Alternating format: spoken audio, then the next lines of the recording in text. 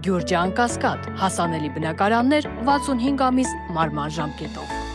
Մայիսի 30-ին 0 ժամ 10-ից մինչև 1-ն ընկած ժամանակահատվածում Ադրբեջանի զինված ուժերի ստորաբաժանումները կրակ են բացել Սյունիքի Խոզնավար բնակավայրի ուղղությամբ։ Բնակվել է բնակելի տան սանհանգույցը, խոցվել է 1 մանր եղջերավոր կենդանի։ Բաքվում շարունակվել է Արցախի նախկին ռազմաքաղաքական ղեկավարության դատավարության հերթական նիստը։ Կեղծ դատավարության ընթացքում հրավիրյալ տուժողները պատմել են, թե իբր 2016 թվականի ապրիլյանի ժամանակ հայկական կողմը արգելված զինամթերք է օգտագործել։ Ավելի սրելով երևակայությունը ադրբեջանցին ավելացրել է, թե գործի է դրվել զանգվածային թունավորում առաջացնող 2000 ասեղով լցոնված զինամթերք։ Ի պատասխան այս կեղծ մեղադրանքի գեներալ Լևոն Մնացականյանը հայտնել է, որ առաջին անգամ է նման բան լսում։ Երբ կբացվի Կապանում Ռուսաստանի գլխավոր հյուպատոսությունը, լրատվամիջոցի հարցին պատասխանել են Հայաստանի արտգործնախարարությունից, թե բացման ուղղությամբ քննարկումները շարունակվում են։ Նոր զարգացումների դեպքում կտեղեկացնենք։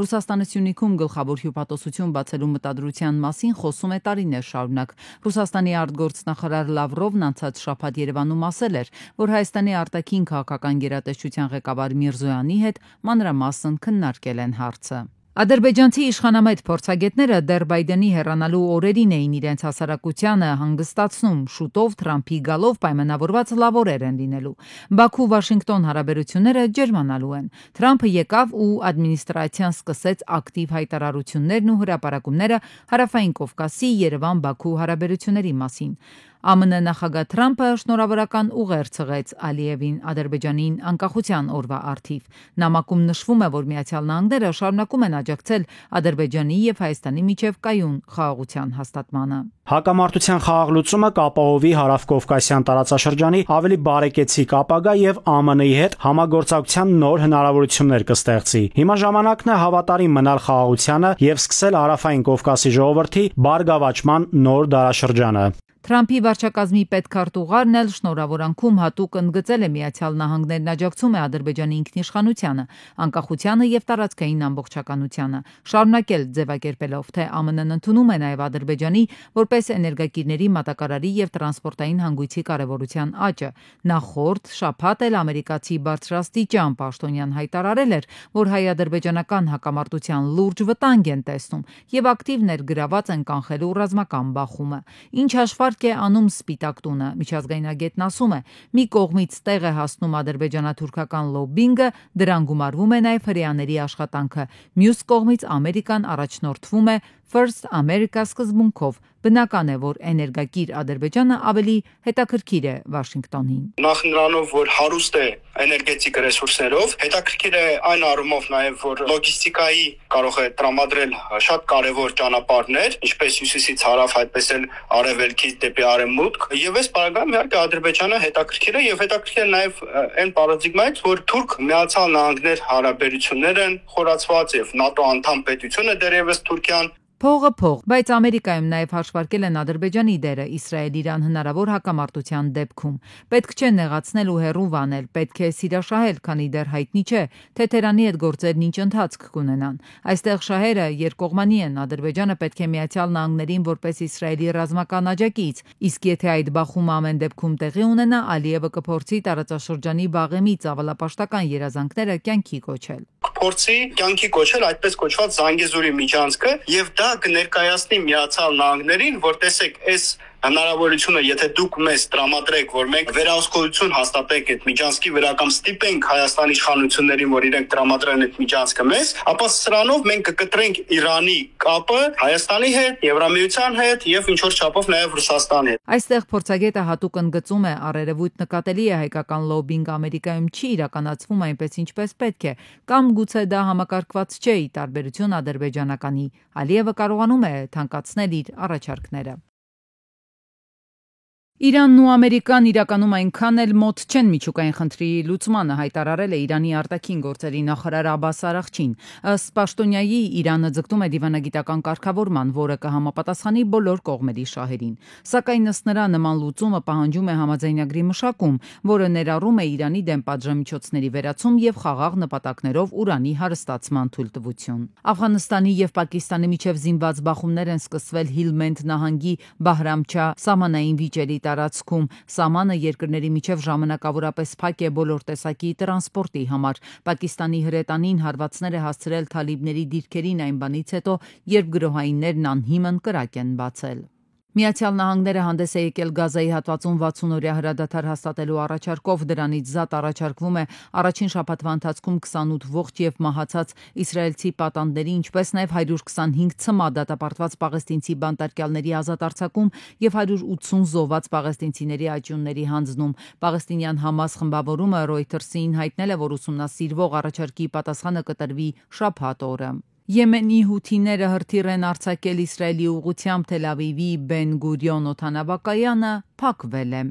Ստամբուլում հունիսի 2-ին կայանալիք բանակցություններին կմասնակցեն Ամերիկայի, Գերմանիայի, Ֆրանսիայի, Միացյալ Թագավորության ազգային անվտանգության հարցերի խորհրդականները։ Նրանք առանձին հանդիպումներ կունենան Ուկրաինայի, Ռուսաստանի պատվիրակությունների հետ։ Ռուսաստանի մտահոգությունն ընկալելի է, մենք բազմիցս ասել ենք, որ Ուկրաինայի անդամակցությունը ՆԱՏՕ-ին, Ամերիկային չի քննարկվում։ ՄԱԿ-ում Ռուսաստանի Դաշնության մշտական ներկայացուցիչ Վասիլի Նեբենզյան հայտարարել է, որ այժմ Ուկրաինան պիտի ընտրություն անի խաղաղության բանակցությունների արդյունքում, թե խուսափելի պարտություն մարտի դաշտում, հակամարտության ավարտի այլ պայմաններով։ Նեբենզյան նշել է, որ ԱՄՆ ներկայիս իշխանությունները վերջապես սկսել են տեսնել Զելենսկու ռեժիմի իրական դեմքը։ Քանի դեռ Կիևում փորձելու են ձգձգել պատերազմը եւ սադրել Ռուսաստանին հարվածներ հասցնելով մեր տարածքում բնակելի եւ քաղաքացիական ենթակառուցվածքներին, մենք կշարունակենք մեր ռազմական հատուկ գործողությունը եւ կոչնչացնենք այն օբյեկտները, որոնք կապված են Կիևի ռեժիմի ռազմական ներուժի հետ։ Եվ ոչ մի նոր հակառուսական պատժամիջոցներ, Ուկրաինային մատակարարվող զենք եւ Ռուսաստանի նկատմամբ թշնամական այլ քայլեր չեն կանխի Զելենսկու ռեժիմի անխուսափելի ռազմական պարտությունը։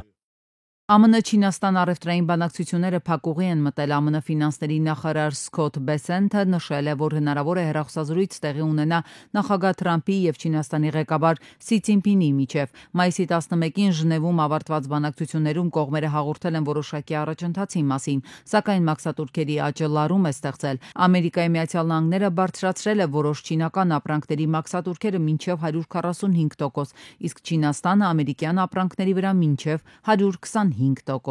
Թրամփը հայտարարել է, որ Օվալաձև աշխատասենյակում Իլոն Մասկի հետ մամուլի ասուլիս է անցկացնելու։ Ասուլիսը տեղի կունենա Մասկի որպես նախագահի աշխատակազմում կառավարության հատուկ աշխատակից պաշտոնական վերջին աշխատանքային օրը։ Սա նրա աշխատանքային վերջին օրը կլինի, բայց ոչ այնքան, որովհետև նա միշտ մեզ հետ կլինի եւ կօգնի ամեն ինչում։ Իլոնը հրաշալի մարդ է, ասել է Թրամփը։ Մայիսի 29-ի դրությամբ Կանադայի արևմտյան նահանգներում, Սասկաչևանում, Ալբերտայում եւ Մանիտոբայում անտառային հրդեհների պատճառով հայտարարվել է 30-օրյա արտակարգ դրություն։ Հրդեհներն արագ տարածվում են ուժգին քամիների բարձր ջերմաստիճանի եւ չոր եղանակի հետևանքով։ Տարհանվել են տասնյակ հազարավոր մարդիկ։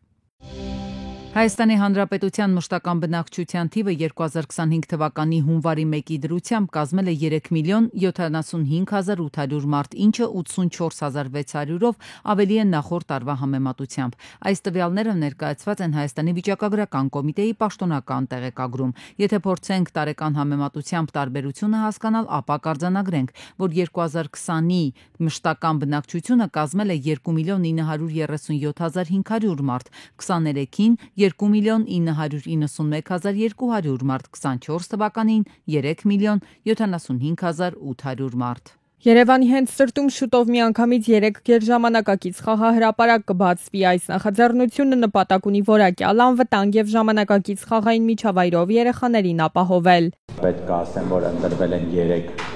տարածքներ կենտրոն վարչական շրջանում, դրանք համայնքային այգիներ են։ Առաջի այգին դա Օղակաձև 6-րդ հատվածն է, հենց սկեյթ պարկի հարևանությամբ։ Այս պահին ունենք այդ 3 լոկացիաները, առաջինը ասեցի Օղակաձև 6-րդ սկեյթ պարկի կողքը, ունենք Խաչքարերի բուրակում հատված եւ ունենք Միսակ Մանուշյանի այգում հատված։ Յուրաքանչյուր խաղահրապարակ ունի թեմատիկ սցենար հիմնված հայկական խորհրդանիշների վրա, հայկական գորգ, կենաց ծառ, կարմրախայճ ձուկ։ Խաղահրապարակները նաև հարմարեցված են լինելու սահմանափակ շարժման կարողություն ունեցող երեխաների համար։ Դա եղել է նախագծման եւ այսպես ասած տեղ առաջադրանքի առաջնային կետերից մեկը, քանի որ մենք նշեցինք, որ Երևանում եւ ընդհանուր առմամբ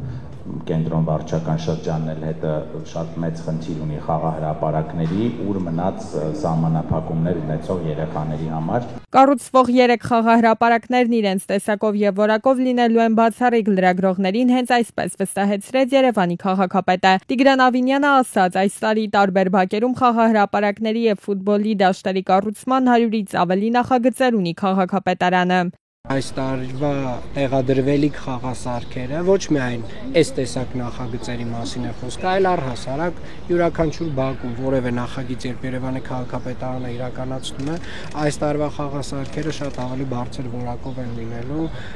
շատ ավելի դիմակայուն եւ երեխաների համար նաեւ շատ ավելի հետաքրքիր։ Ծրագրի շրջանակներում խոստանում են, որ հասարակական զբոսայգիների կանաչ ֆոնդը ոչ մի դեպքում չի տուժելու, վստահեցնում են, որ ոչ մի ծառ չի կտրվելու կամ հեռացվելու։ Ամբողջ ծրագիրը նախագծել են պահպանելով կանաչ տարածքի բնական կառուցվածքը։ Ծառերը բոլորը պահպանվելու են, ամբողջ իմաստը այս խաղասարքերի այս հատվածում տեղադրելու այն է, որ որոշակի շվակ են ստեղծում հենց ծառերը